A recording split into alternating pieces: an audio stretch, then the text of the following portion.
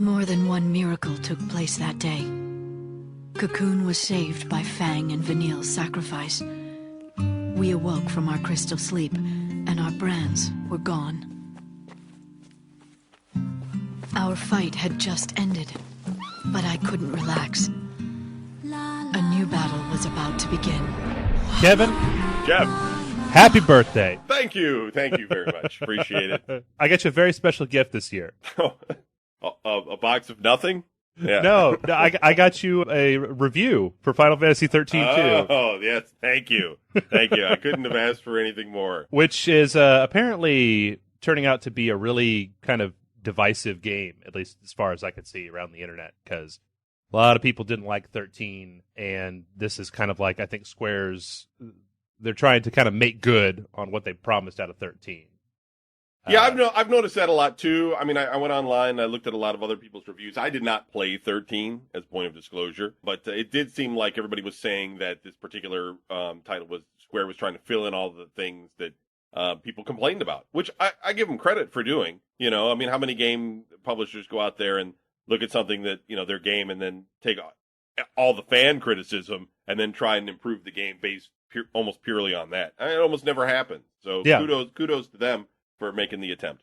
I want to talk a little bit before we start talking about Final Fantasy 13 about people's problems with Final Fantasy 13. Sure. Because I feel that like when we posted our playthrough, Jason and I took a look at it, there were just opinions. Oh, they were over here, they were over there. It was a fucking bunch of Square. You guys know what you're doing.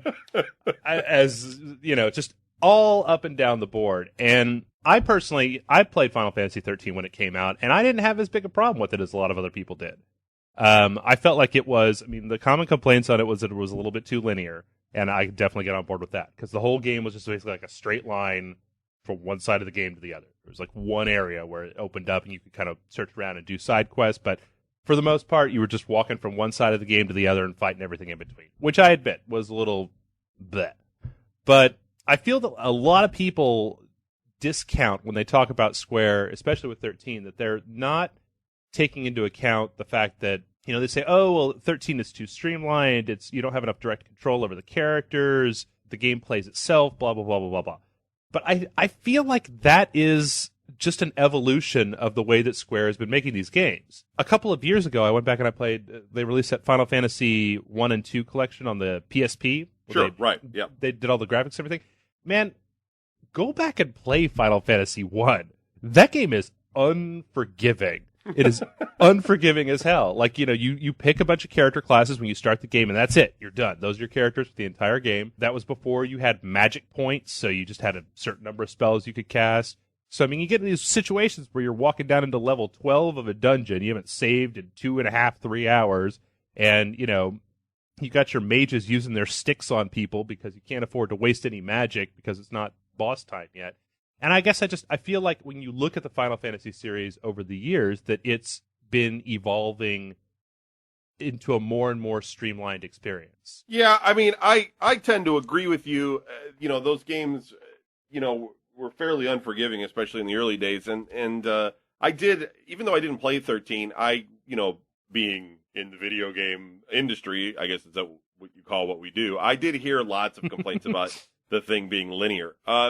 But, you know, at the same time, I think Square is stuck in a battle because they are not getting the same sell-through numbers on these games that they used to get. Every time they release one, the number of games that are purchased overall decline.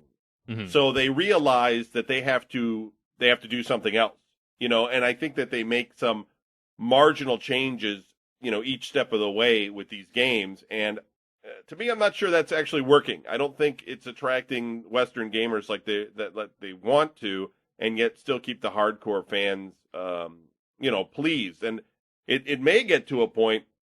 Look, Final Fantasy is still selling really well, you know, so there's no danger to the game going anywhere. But if things continue to decline, it may turn into a more of a niche series, and that may not be the worst thing for it. It may just be for the hardcore JRPG fan, and Square should sort of squash any dreams they really have of trying to make this, you know, appeal to the Call of Duty fans out there. I just don't see that happening. Yeah, well, I mean, and I think that a lot of that probably has to do with the fact that over the last, during the time of this, this decline, like I'm doing quotes with my fingers when I say decline, because Final Fantasy 13 sold like 6.4 million copies. They're still doing really well, right? Yeah, that's not a terrible sales number. Plenty of companies would kill for that shit. But I think that a lot of it probably has to do with the fact that in the last 5 to 10 years, we've seen a lot of Western and European developers really starting to come into their own when it comes to making RPGs. Yes. Like it used to be that when you wanted a hardcore RPG experience, you had, pretty much one choice. It was, you go get your JRPG, get your Final Fantasy Tactics on or whatever, Tactics Ogre, Dragon Warrior, any of that stuff. But now you've got stuff like Mass Effect, and you've got, which, is arguably yes or no an RPG. That's such a confusing thing, but it is. Come on. Skyrim, Bethesda's cranking stuff out. You've got a lot of Western developers and people like CD Projekt making stuff like The Witcher. So you've got a lot of alternatives to it. And I think that a lot of that probably contributes to what's going on. Because in my own mind, I mean, I don't know if I'm just starting to get a little jaded with the internet. It's very possible. But, a lot of people keep saying, oh, you guys should be making games like Final Fantasy VII. That was my favorite RPG. And it was the first one I played. And why you guys feel the need to mess up this formula and keep changing it around. But personally, I feel like if they'd just been making that same game, that at this point, people would be criticizing them for making the same game over and over again. Right. That it would be more about, why don't you guys ever try anything different? This series is in serious need of a reboot, blah, blah, blah, blah. That if we were playing Final Fantasy VII Part 6 at this point, that people would be just as upset as what we're getting out of Final Fantasy 13. Right. I agree. Looking at the way these games have evolved, I personally, I don't understand, like, the way, these games have evolved their battle mechanics. It seems like we went from sort of a turn-based strategy type of combat system to this real-time combat system that we have now, except that the fun part where I fight the monster, I don't get to do.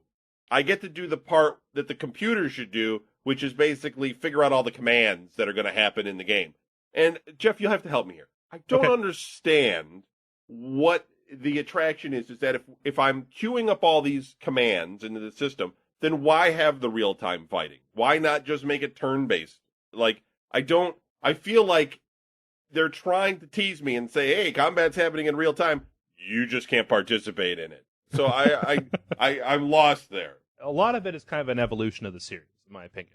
Like, if you look at the old Final Fantasies, you'll see that it was very rigidly turn-based. Like, I go, you go, I go, you go. And then as time has gone on, like, the one that I remember most of all is, I think, what was in Final Fantasy 2 on the Super Nintendo, 4 in the series, they released the ATB, the Active Time system, where you had the little bar that filled up so that... And I think that really contributed a lot to adding something to the series, because, you're watching that little bar fill up while the bad guys beating the shit out of you. You're just like, oh God, oh God, oh God, jamming on the button, hoping for that little bar to fill up. And then as time has gone on, I feel like they've taken that concept of kind of the active time and done different things with it. Like in Final Fantasy X, there was a much more rigid structure of you go, I go, you go. And there was even a little bar where you could see who got to go next and what the order was going to be. But then when you look at like Final Fantasy XI was all real time macro based, and Final Fantasy XII was, had that weird MMO programming gambit system. Right, yeah. Not a fan. Yeah.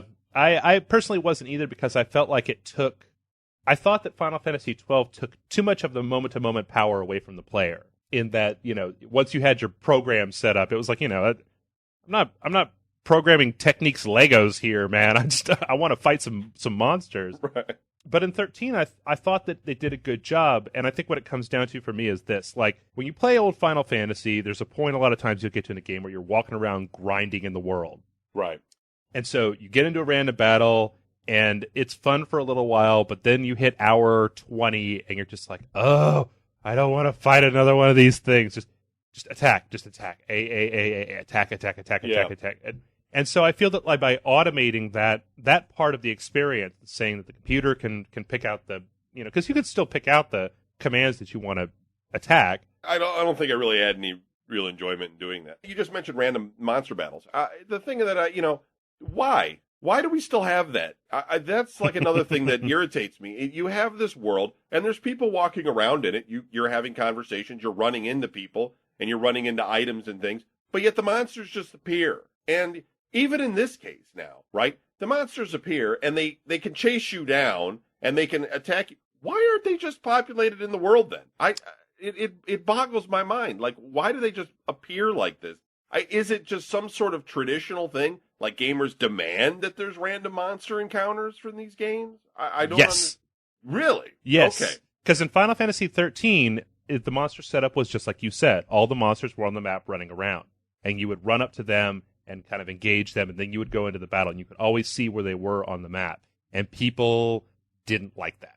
Wow. It was one of the complaints from the game was that, you could see exactly what monster is there and exactly what monster you're going to run into, and that there's none of that kind of random, just like, oh shit, unpredictability of random monster battles. And it was also one of the things that I had a problem with in 13. I was kind of glad they went back to kind of a cross between the two in 13 too, because they do show up on the map, but then you have the little timer where you can run away from them or hit them, or there's a little bit of kind of strategy in getting at them, when they first come out. So I don't know. I think it's just kind of a matter of taste. I mean, I've never really thought about it from the aspect of the fact that, they can appear and you then are faced with something a bit random in the sense of what you're facing. Frankly, I just got annoyed by, and I still do, by random monster encounters, because I just feel like I'm trying to move towards something and these things just appear all the time and I have to jump into combat. And yes, it is true that you can sometimes run away from these guys, or you can swing and miss at them. That's what I do most of the time. I'm not sure that it's more enjoyable this way.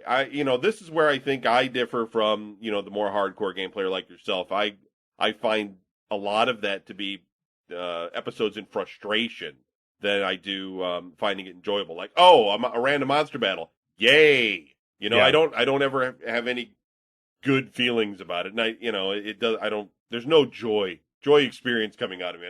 Hooray! Woo! I just fought another random monster battle. Yeah! I don't know. But I start to understand a little bit, since you're explaining this, the different mentality, which is helping me grasp it.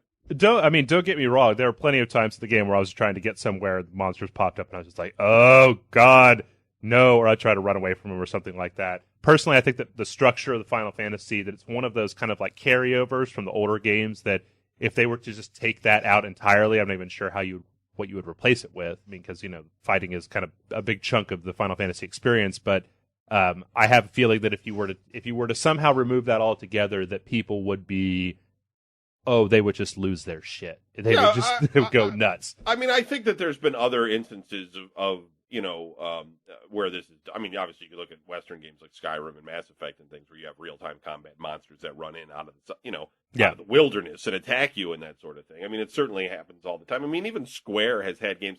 Back in the PlayStation days, they used to churn out a PlayStation game about once a month, and they had some games, I can't even remember the names right now, that had real-time combat in them. And, there's definitely ways of doing it. It just definitely seems like, again, going back to what I was saying, is that there's just a battle, I think, that they're facing between the traditionalists on the one side who want things to be the way they were, like you were saying with Final Fantasy VII, and then their weird attempts at evolving the franchise in ways that I'm not always sure are working out. But whatever. Maybe we should just get to the review. I think that the combat system here works a lot better than it did in 12. That's certainly something I just wanted to end on. That I think it's definitely a big improvement. I'm still not happy where it is. Okay, well, let's talk a little bit about 13 too, because I really do feel like this was a much more solid game than 13.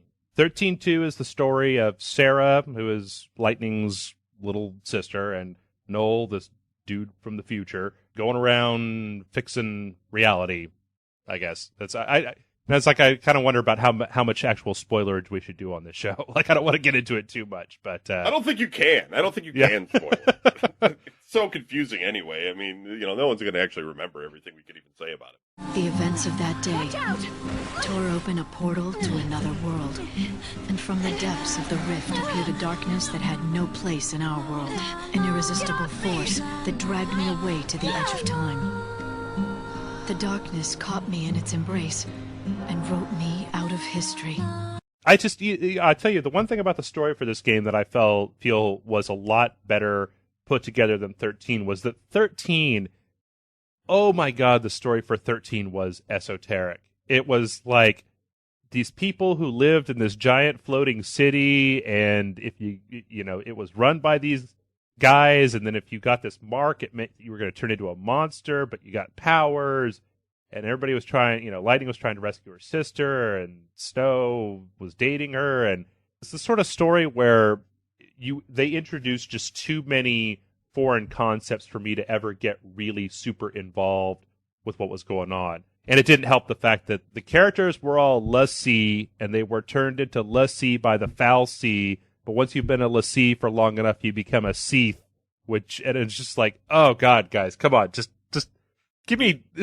Yeah, I totally. I mean, I didn't even play 13, so I was reading the history in this game because there's like the help and everything, and I was going through it between these basically gods who interfere, and they can turn them into these different creatures and things with lots of apostrophes in the names.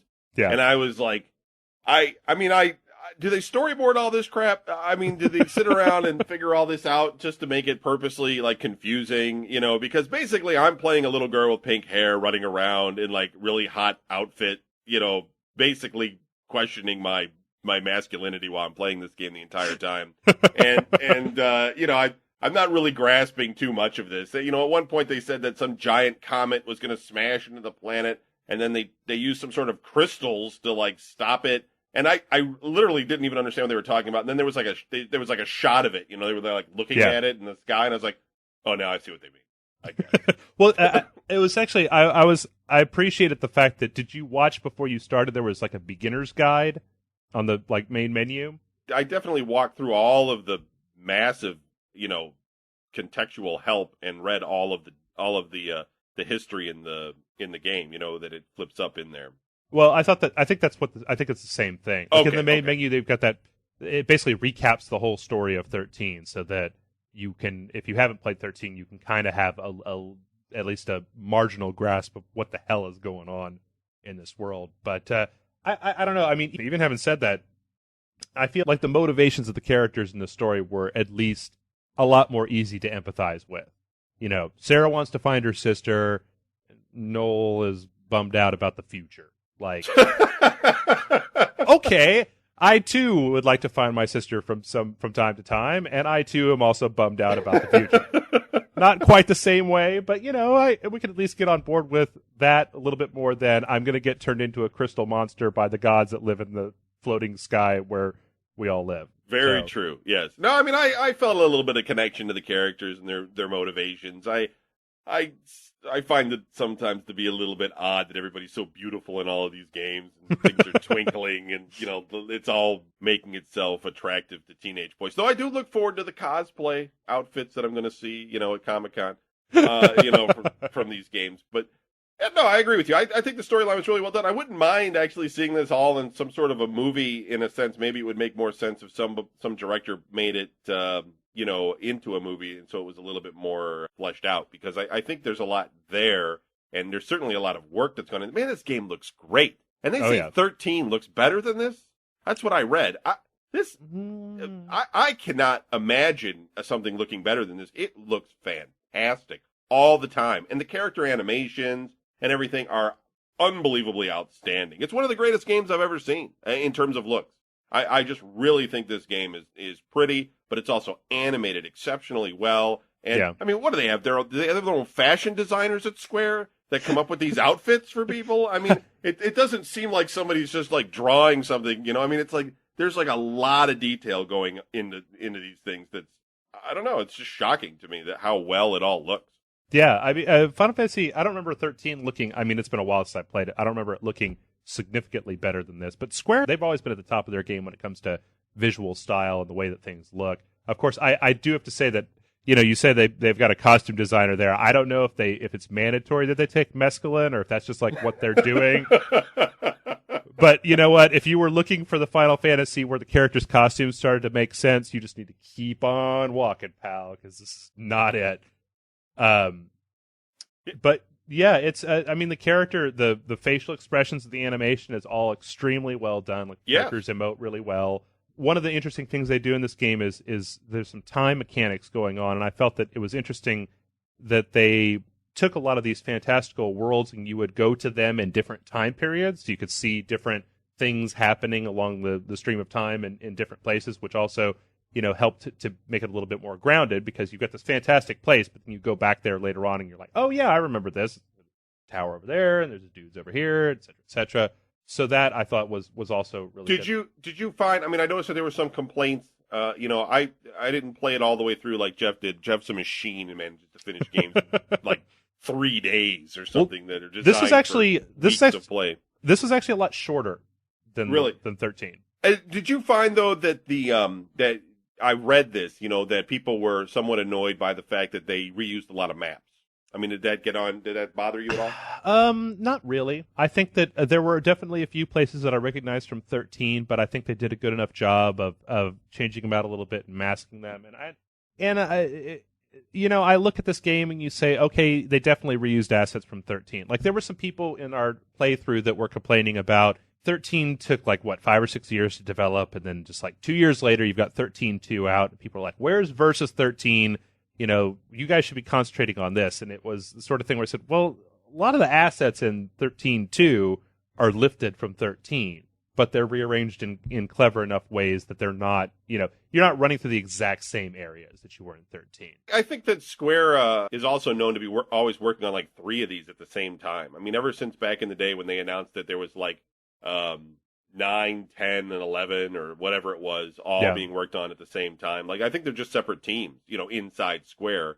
So, one's not going to be able to well, we're done with our project. Can we help you work on yours? I mean, I don't think that's the way it works over there, Yeah.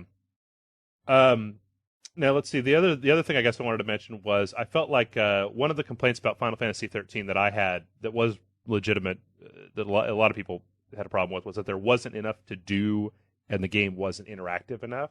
Okay. In the previous game, you had the same kind of battle system, but the main problem that I guess in the last game was that there was nobody in the world. It seemed like there was literally nobody except for the 6 people that you were controlling. Whereas, here they've put back in towns and random people saying dumb shit that you could walk up to and be like, oh, where's my cat? I lost him, kind of stuff. And side quests, and there's a whole casino in there with slot machines and chocobo racing and all kinds of craziness, and I feel like they've definitely worked hard with trying to get a lot more interactivity back into the game. Yeah, and they have that bird woman that sells you stuff. Oh my god, she is so horrible. I don't know, man. I don't know who it was that did the voice casting for this woman or who wrote her lines. But throughout all of time and space, there's this crazy woman dressed up like a stupid bird to sell you shit. And, oh my god, she shows up in people's dreams. She shows up at the desiccated ruins of the future. She's just everywhere. You're like, bitch, help me. Could you just come along? You obviously have a bunch of crap and you're half bird. We could find a use for you. Come on. Yeah, I mean, I think it's almost like their way of saying, because they took all those complaints about there not being any way to go to a shop or whatever. They're basically saying, how stupid would it be if there was a shop right here? So then they put that woman there. It's like they're just they're trying to prove a point, I guess. But yeah, she's just totally annoying. I don't even understand it. It's so bizarre. She's like a fan of chocobos or something. It's unusual. They're just punishing the game, and they're like, well, you guys bitched about there not being any stores. Well, look how it could have been, motherfucker. Yeah, right. Go back and thank your fucking lucky stars. Yeah, you won't think so poorly about 13 now, will you? As far as the battle mechanics go, I mean, we've talked a little bit about them so far. I think the biggest change in this game is that instead of having, 6 characters in the last game, you have 2 characters and then kind of a hot spot that's filled in by a monster. Right, yes. Which is interesting because it means that you can go and capture monsters, so you can have that kind of Pokemon thing going on. You can level up the monsters, and they all have different stats and abilities, and it's kind of like having a summoned creature there all the time, which is nice. Yeah. It's a nice mechanic actually to be able to use them, and you get these things called paradigms, which is basically like you set up your combat strategies that you can switch throughout a game, and you can actually assign different creatures to different paradigms, which makes it a lot more tactical. Yeah, yeah. Well, the thing is that in the last game, you always had 3 characters, and then you had whatever their paradigms were, or whatever their role was. You could switch between them. But it's nice that they have the little hotspot for the creatures, because you can have up to 3 creatures, and you can switch out between them. So you can specialize creatures in a specific thing, and then pull in the ones that you need, and switch out the ones that you don't need, which is really nice. Now, unfortunately, this does knock out the summon system from 13, where you had the Eidolons that you could bring into battle, and then they turned into... God, that was so weird. They turned into cars and motorcycles and shit. Like, it was just like, what is going on? I don't understand. But, did you find that the combat was too easy? Seems to be an overall complaint. I did not find it very challenging when I was playing it, and I was actually playing it on normal. I didn't play it on easy. I mean, some of the boss battles, may have taken it there, but I was always so loaded up with stuff, as I was playing it, that it wasn't so bad. Though I did see your Facebook post about the final battle being a bit of a challenge. Yeah, I was trying to get through the game for review, and so I kind of raced towards the end of the game, and then when I got to the last boss, it was like, it didn't help the fact that it was Saturday night, and I wanted to go out, and I told myself, you can't go drink until you finish Final Fantasy. So I spent 10 minutes trying to beat the last boss. Look at that dedication. Jeez. What Jeff goes through for you people, And I feel like there's certain places in the game, like if you just follow the main storyline, because there's a whole bunch of points in the game where you can unlock these areas that you never have to go to. They're just like whole separate stories, like side quests, side missions, and stuff that you don't have to do. But if you quest and you get these misspelled artifacts, then you can open them up and you can go to these other places and get different rewards for them. I think that the game, there's a few places where the game wants you to do that. Like, if you just race for the end, you can get to the end of the game, but that last boss, if you just run into that battle without any real preparation, the difficulty level on that guy just spikes way the hell up. Because normally you get into a place, you got guys and they're hard, and you fight them, and it's hard at first, but you keep leveling up, and so it gets easier and easier and easier. And by the time you get to the end of the level, you're like, those guys are fucking pansies. Like, bring on the next guys. The difficulty, it's kind of as hard as you want to make it. Like, if you go looking for trouble, you can find some really powerful monsters out there in the game, but they don't ever force you to fight a lot of super challenging stuff until the very end, unless you want to. I've talked about a lot of the things that I like. I like the fact that they've got the quick time events and cutscenes, so that when things are, you got crazy dudes doing backflips and shooting at stuff, that you get some kind of input during that. You're not just watching something pretty. It gives you a little bit more sense that you're involved with it. Well, I mean, that whole opening animation segment that goes on, the whole thing with lightning fighting. Caius. Was... that guy's got a weird voice, too. I don't know. The whole thing's just weird to me. But, and girls don't like to wear pants. That's another thing. But no, that whole thing was kind of more, I kind of liked watching the full motion video segments and having the ability to press on the buttons and choose some of the options of what's going on. Right. And like not just sitting there watching a movie for 20 minutes. I wish more games would do that because, you're showing me all your cinematics and everything. It'll make it a little bit more engaging for me, and I'll be more tuned to watch that than look in the bottom of the chip bowl to see what else I got to chew on. Well, that was another thing is that, I think the fact that you, even outside of the cutscenes, that you had the dialogue prompts, you had the little diamond come up and you could ask different questions, that you had an option there instead of just being forced to watch this cinematic play out. Yes. Was good. It gave you a lot more feeling of interactivity with the story. Though you wish it was a little bit more like Mass Effect or Star Wars, The Old Republic, or whatever, where they actually meant something when you picked on any of them. Or just that there was the renegade option that you could just be like, shut up! Yeah. Fucking had enough of you people. Or choose like the dark side action and just kill the person you're talking to. I liked Caius as well. I thought that as the story, one of the problems with 13 was that the bad guy was very nebulous. Like, the story was more about the characters, and there wasn't like there was a specific last boss bad guy, but he was much more like who he was and what he was doing, and it was all a little bit like, Whereas this guy, as the story goes on, you find out kind of what he's about. You meet him and you fight him a whole bunch of times, which is nice because it gives you a feeling at the end of beating him, you really overcoming him after fighting him a whole bunch of times. Okay, so I think that's the list of what I liked. Now I want to talk about what I don't like. Do you have anything else that you want to talk about that you liked? No, I mean, I've been mostly talking about what I don't like, so I'd just be interested to see what you don't like. So that'll be interesting. Maybe I'll talk about what I like. We're just going to keep them guessing, just blowing people's minds. I felt like the only having 2 characters, a lot of the times what's nice about Final Fantasy is having a big ensemble cast where you have, 6 different characters and they all have their own story, or in some cases more than that, depending on the game. And over the course of the game, you get to find out personal things about them. You get to meet them and kind of get in touch with who they are and what they're doing. And I felt that with these 2 characters, they focused a lot on them, and I never got bored of them. It wasn't like I was like, dude, fuck these guys, I wish there was somebody else.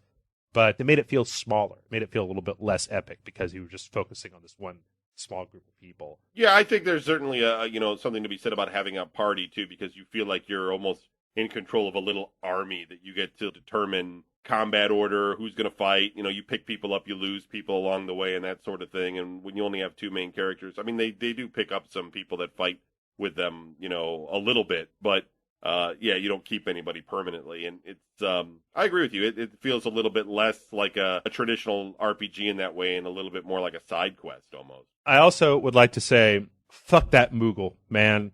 Like, we did the look, and Jason was instantaneously just wanted to murder that thing. And I was like, it's a Moogle. They're from Final Fantasy. They show up. They're cute. Well, But the fact that they had the voice actors say Kupo after every goddamn line of dialogue. Oh my God. About midway through the game, you get the ability to throw that thing. And when you pick him up to throw him, it starts squealing and saying, let me go. I don't want to. And I started just picking it up from time to time, just be like, yeah, I'm going to throw you into that lava down there. Go see what you can find in that lava down there. Yeah, so that definitely got on my nerves. Plus, one thing I guess if people are curious, if you've never played a Final Fantasy game, or if you are curious, this game is Japanese as fuck. Like, this game is not trying. I mean, the music is another thing I didn't like. Is the oh no, yeah, you're right. So Terrible. much J-pop and so much like that weird J-pop rap going on. I mean, the 13 had a really catchy, really like kind of, swinging, upbeat, fast-paced fight music. And there was one point in the game right towards the end where I was in a battle, and it was in a level that I hadn't been to before. And suddenly the music was the music from Final Fantasy 13. I was just like, oh, there's nobody singing. There's no rapping. It's awesome. And I wish I could gone in and turn the soundtrack back to 13, because that was just. Yeah, it's almost like sometimes it's like a weird jazz guitar going on in the game. I had the same issue with it. I didn't feel connected to the music at all. Not maybe it's too Japanese. I don't. Maybe if I was over there, I'd think this is the greatest music ever. But here in the United States, I wished it was something a little bit more epic sounding would be a good word for it. Well, generally, I mean, you got your orchestral. Like if it was more orchestral, that would have been nice. Yeah, because that's, I mean, generally kind of what you associate with this style of gameplay, of the kind of hack and slash. It'd be wrong to call this game medieval, because it's so not medieval. I don't even know what genre you would put this in. Like laser future. Laser future. Yeah, I mean, like half the time they're using swords, but then everybody's got machine guns. There's dragons or chickens. I don't fucking. But you just roll with it. It's a Japanese RPG. You go with it, and oh my God, that's surely funny. at the end of the day it'll come out right. Okay, everybody, if you're planning on playing this game, if this review has told you that you want to play this game and you want to be absolutely surprised, and you don't ever read gaming news, shut your ears off and skip ahead for 1 minute. Kevin, yeah, it's sequel bait. The end of the game is sequel bait. Like, the game ends and everything is done, and then like within 90 seconds, shit all goes wrong, horrible things happen, and then it goes to a black screen that says "to be continued." No. Yes. Really? Yes. So there's going to be a 13-3? Is that what we're saying? Yes. Wow. Wow. That's shocking to me.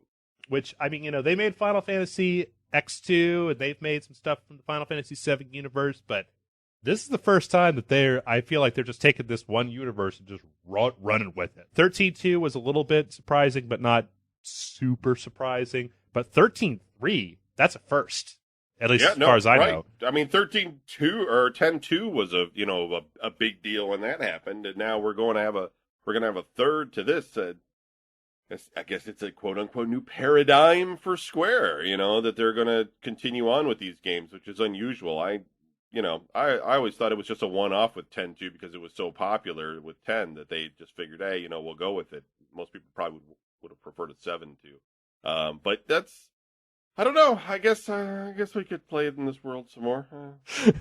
Well, it's funny because by the time you get to the end of the game, you were so far removed from where you start because you were just in a completely different place, and it's just completely nutso how different it is there than it is when they start the game. That it's almost like they could do Final Fantasy 13-3, but it would pretty much be Final Fantasy 15 because it's so different. I mean, you maybe have the same characters, but the world isn't going to be anything like it was in this game. The real thing is that if you guys were going to make a third one of these games, this game's reduced length, you should have just done it. You should have just had this game in development for another 2 years and then put out Final Fantasy 13-2, and it's like 50 hours long instead of 20 or 30. Otherwise, it's just like I felt really taken advantage of, especially after all the epic stuff and all the time and effort that I put in. Then I get to the end, and it's just like, nope.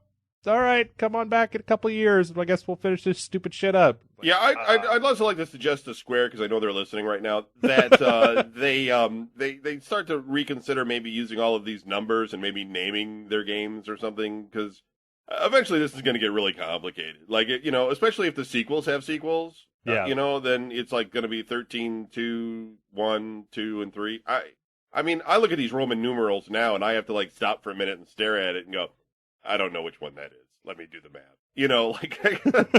I gotta go with the box art or something and see the characters. And I know now which one we're talking about, because I get weird with the online game too that they had, or is that still around? Online games. Is it really? Yeah, because 14 was online as well. I don't know. I played in the beta for that, and it was it was bad. It seems to be a rolling theme with Square. Questionable design decisions. I played the online one. Was it 13? 11? No, 11. Yeah, I played that one a long time actually, and it was a grind, man. But it's cool. I just think that sometimes, like I just did right now, I get confused by all the numbers. I mean, if they probably had names, I'd probably do a little bit better. Maybe. Final review score on it and everything. I think honestly, this isn't going to really make it so if you didn't enjoy a Final Fantasy, that this is going to bring you back around and be like, well, this is the one. But if you were into 13, then certainly this is a big step in the right direction, and I think you'll have a lot more fun with it. And it seems like there's good things to come from Square, and if they keep going, they just have to sort of make some design choices, I think, in order to determine if they want which market they want to appeal to. But overall, I think this is, from my viewpoint, I think that this is a rental. A rental? Okay. Yeah. I'd say it's one of those situations where, if you don't know anything about Final Fantasy 13, it probably would sit at a rental. If you did play Final Fantasy 13, I think there's enough here, if you didn't totally hate it, I think there's enough here for it to be a full price. At the end, I guess I would probably go with a high rental. Chances are, if you were a fan of Final Fantasy, you probably already own this shit anyway. But right, it's definitely a step in the right direction. I had a lot of fun when I was playing it. I didn't get that same manic feeling that I did with like Skyrim, where when I wasn't playing it, I was like, oh, I got to get done with this shit so I can play that game again, like scratching my chest and, getting the cold sweats and shit. Not going back to it like Dark Souls is what you're saying. So. No, definitely not. Definitely not. Okay, I think that's about it. What are you doing for your birthday, Kevin? There was a plan to have a big birthday party for me, but man, there's no fun in celebrating turning 40. You're just getting old, and you just think, I don't want to like celebrate the fact that I'm old. So I kind of put the kibosh on that and just figured, maybe I'll just have dinner with Mom. All right. Well, maybe when you come down here, we can get everybody we can buy you shots until you throw up and die. You head down here for Spill.con. We can have we'll just go up to a hotel room downtown, and we'll get the Everclear and Mountain Dew out and. Warrior goddess. Now we cross swords! Lose yourself in battle and rejoice!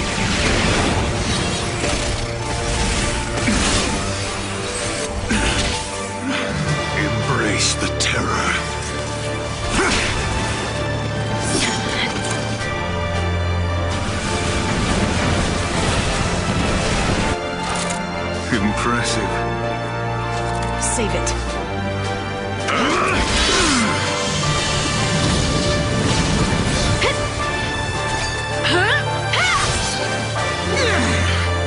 Give it up, Caius! You cannot kill me, not now.